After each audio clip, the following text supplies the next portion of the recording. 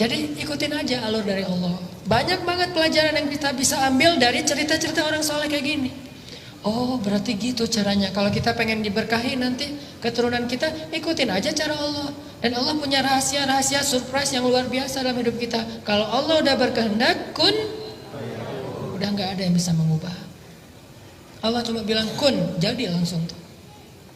Ini namanya kebesaran Allah. Belajar dari Zaid, belajar dari Zainab, belajar dari Julaibib, belajar dari Fatimah dan Ali. Ada lagi kisah lain tentang seorang cewek pedagang susu di zaman Umar. Ini terkenal nih. Umar tuh kalau malam-malam suka belusukan, melihat rakyatnya ke gang-gang gitu.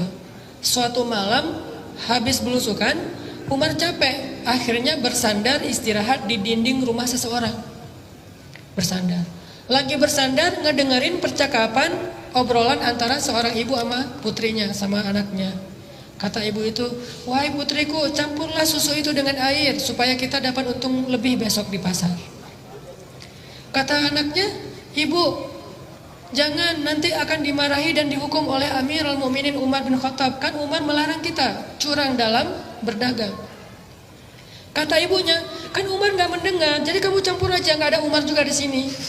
Padahal Umar gak sengaja qadarullah mendengar sambil istirahat. Ketika ibunya bilang Umar gak mendengar, Umar gak tahu, anaknya bilang, wahai ibu, sesungguhnya Umar memang tidak mendengar, tapi Tuhannya Umar, Rabbu Umar, Allah subhanahu wa ta'ala maha tahu. Wahai ibu, saya gak berani. Gimana kita akan ngomong ke Allah nanti? Ini perempuan soleha, memantaskan diri. Sehingga Umar langsung bilang ke asistennya, tandain rumah ini ya, RT berapa, RW berapa, entah kita datangin. Ditandain sama asistennya. Pulang besok pagi, panggil anaknya, namanya Qasim. Qasim, ikut ayah? Ya, ikut. Nggak dikasih tahu juga mau ngapain, ikut aja. Nih luar biasanya orang dulu. Datang, tok. Assalamualaikum, waalaikumsalam. Dibukain sama ibunya. Ngelihat Umar, langsung gemetaran ibunya teh. Tahu kalau dia bersalah. Umar minta izin masuk. Ada apa ya Amirul Mukminin? Apa yang bisa kami bantu? Kayak lebay gitu, namanya juga orang bersalah. Jadi cari-cari muka supaya dia nggak dihukum. Apa yang bisa saya bantu, wahai Amirul Mukminin? Ada masalah apa? Umar mengatakan, semalam saya nggak sengaja lagi istirahat bersandar di dinding rumah ibu, dan saya mendengar percakapan ibu dengan putri ibu tentang susu itu. Langsung dia nangis. Maafin saya wahai Amirul Mukminin, saya nggak jadi ngelakuin, saya dan segala macam, saya silap, saya maafin saya dan segala macam. Terus dia bilang, sesungguhnya Allah itu maha pengampun lagi maha penyayang. Sesungguhnya Allah itu maha pemaaf, kata si ibu ini. Dan Umar mengatakan, tapi Allah juga maha menghukum dengan hukuman yang berat. Jadi jangan cuma ngambil Asmaul Husna yang nguntungin kita. Kalau kita menganggap Allah maha pengampun, minta ampun. Kalau kita menganggap Allah maha pemaaf, minta maaf. Tapi kalau kita terus berbuat dosa sambil mengatakan Allah itu maha pemaaf, ini tempatnya agak nggak nyambung nih, nggak matching. Dia terus bikin dosa tapi dia bilang sesungguhnya Allah maha pemaaf, nggak nyambung. Harusnya kalau dia bilang Allah maha pemaaf, minta maaf sama Allah. Kalau dia bilang Allah maha pengampun, istighfar kepada Allah, pasti Allah ampuni. Tapi kalau dia terusin dosanya sambil mengatakan Allah maha pengampun, dia tuh kayak memfitnah Allah, atau ngenuduh Allah seolah-olah Allah itu kayak nggak tahu apa-apa gitu. Dia mah orangnya polos, nggak usah dihiraukan, kan gitu kan ya. Seolah-olah Allah itu polos. Padahal ada nama lain, Allah juga dzuntiqam, Allah juga menghukum sesuai dengan dosanya. Tapi kalau minta maaf, Allah pasti maafin semua dosa tanpa ada pengecualian. Allah maha pengampun, Allah maha pemaaf, wahai Amirul Mukminin. Kata Umar, tapi Allah juga maha menghukum. Ya saya tahu, maafin saya. Kata Umar, udahlah kalau kamu udah maaf, saya maafin. Tapi saya datang ke sini bukan pengen ngusut masalah itu. Saya takjub, kagum sama putri ibu. Putri ibu itu putri yang solehah. Ibu beruntung punya putri kayak dia, dan saya akan sangat beruntung punya calon menantu seperti dia. Langsung ibu ini kaget, mau menikahkan putranya Umar dengan perempuan tersebut. Sehingga ibu ini langsung manggil putrinya, siapa gitu namanya, panggil, datang ke sini. Terus Umar bertanya, wahai putriku, saya ingin menikahkan putra saya kepada kamu jika kalian dua-duanya setuju. Ini pernikahan dalam Islam. Bukan orang tuanya yang setuju, tapi anaknya. Sehingga Umar bilang kepada anaknya, Qasim, coba kamu lihat kepada perempuan itu, apakah kamu tertarik dilihat malu-malu gitu. Dan dalam hadis Nabi, kalau kita pengen menikahi seorang perempuan, kita boleh melihat dia. Kepoin Instagramnya, itu boleh. Makanya postingin di Instagram sesuatu yang boleh dilihat. Kan ada sahabat yang pengen nikah dengan seorang cewek tapi nggak pernah ngelihat ceweknya. Sehingga Nabi bertanya, kamu udah ngelihat orangnya? Belum ya Rasul. Ya udah lihat. Akhirnya kata dia, saya pun mencuri-curi pandang. Mencuri-curi pandang bahasa kita stalking. Akhirnya saya pun mencuri-curi pandang dari balik dinding, lihat, oh itu ceweknya. Udah lihat? Udah ya Rasul, gimana? Saya terima, ya udah nikah. Nih, Umar nyuruh anak laki-lakinya ngelihat ceweknya dulu. Jadi yang ditanya laki-lakinya dulu. Jangan perempuan dulu. Kalau perempuan udah setuju, tiba-tiba laki-laki nggak setuju, kasihan. Perempuan perasaannya lebih peka. Mending laki-lakinya ditolak daripada cewek yang ditolak. Ini etika Islam. Umar tanya ke anaknya, gimana? Saya terserah ayah. Oke, berarti ya.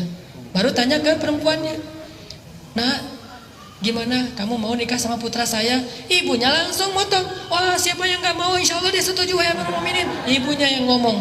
Kata Umar, bukan kamu, tapi anak kamu. Ibunya ini agak-agak ceplas-ceplos gitu ya.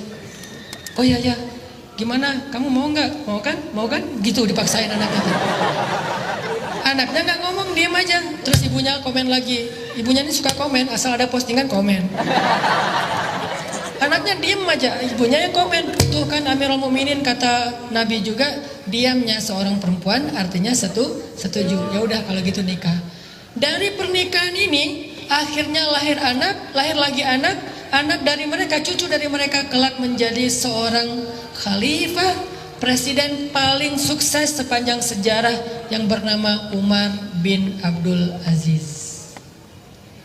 2 tahun setengah memerintah, mengubah orang miskin, sampai satu negara nggak ada lagi yang mau menerima zakat. Umar bin Abdul Aziz. Ini gara-gara model pernikahannya tuh, ta'arufan jadiannya itu luar biasa.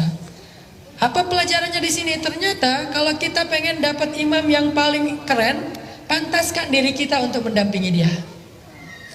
Kalau kita pengen punya makmum yang solehah kayak Khadijah, pantaskan diri kita seperti Rasul untuk menjadi imam bagi dia. Gak mungkin seorang imam yang gak bisa baca Quran ngimamin makmum yang hafiz 30 juz. Ini agak-agak gak sesuai dengan fikih nih. Kalau kita pengen ngimamin orang-orang yang hafiz, kita hafalannya harus lebih banyak. Kalau kita pengen ngimamin seorang cewek yang solehah, yang taat, kita harus lebih soleh. Gitu juga cewek. Kalau mau diimamin oleh imam yang soleh, kita harus memantaskan diri biar kita gak banyak protes. Karena kalau kita gak pantas, imamnya udah jalan kemana, kita gak nyambung. Kok gini, kok gitu, kok gini, kok gitu. Makanya Allah gak mempertemukan kita. Daripada bertemu nanti malah rame. Kayak misalnya kita baru hijrah, jadi masih anak baru lah, belum pro, hijrahnya masih amatiran, baru belajar. Sama kayak saya juga baru belajar, baru hijrah, belum terbiasa ke masjid, langsung ikut acara sholat tahajud 1 juz. Ini kan luar biasa ya. Nggak apa-apa sih, cuma nanti kita lihat aja hasilnya. Makanya saya sering cerita, saya pernah ngadain acara tahajud di satu masjid di Al-Latif di Bandung, 1 malam 1 juz. Yang jadi makmum tuh anak-anak yang baru hijrah luar biasa, tatoan, rambutnya gondrong, tapi sholat. Di rakaat di shaf paling depan. Begitu saya takbir, baru baca beberapa ayat, udah pada nangis di belakang. Saya heran, wah masya Allah, ini orang baru hijrah langsung ngejos ya, lebih soleh dari saya nih. Belum apa-apa udah nangis. Akhirnya saya ngerasa nggak enak hati. Udah deh, saya nangis juga gara-gara mereka. Nangis. Nggak enak sama makmum. Nangis dan nangis juga. Nangisnya luar biasa. Begitu selesai sholat saya tanya, kok kalian bisa gitu ya, sholat khusyuk banget sampai nangis-nangis segala. Ustadz, itu bukan khusyuk kata mereka. Ustadz bacanya kepanjangan. Ini nih kalau nggak nyambung makmum sama imam. Kenapa kok kita pengen punya imam yang sholat tapi belum datang juga? Karena mungkin kita belum menjadi seperti perempuan itu yang memantaskan diri buat dia. Kecuali kita pengennya yang biasa-biasa aja, besok juga bakalan datang. Karena kita pengennya terlalu tinggi, idealis, keren, berarti kita juga harus minimal mendekati. Saddidu wa qaribu, kata Nabi. Persiskan diri kalian, pantaskan diri kalian, atau minimal dekati sesuatu yang baik itu. Baru nanti dia datang. Jadi kalau pengen mempercepat kedatangan imam yang idaman itu, maka ayo kita akselerasi, memperbaiki diri sampai kita pantas bagi dia. Kalau pengen cepat bisa diterima lamarannya oleh seorang cewek yang idaman banget, maka pantaskan diri kita untuk ngimamin dia. Itu pesan dari adegan antara Umar dengan perempuan penjual susu. Ini cerita-cerita orang yang luar biasa. Cerita-cerita kayak gini tuh terjadi dan banyak hikmahnya. Kita belajar dari mereka.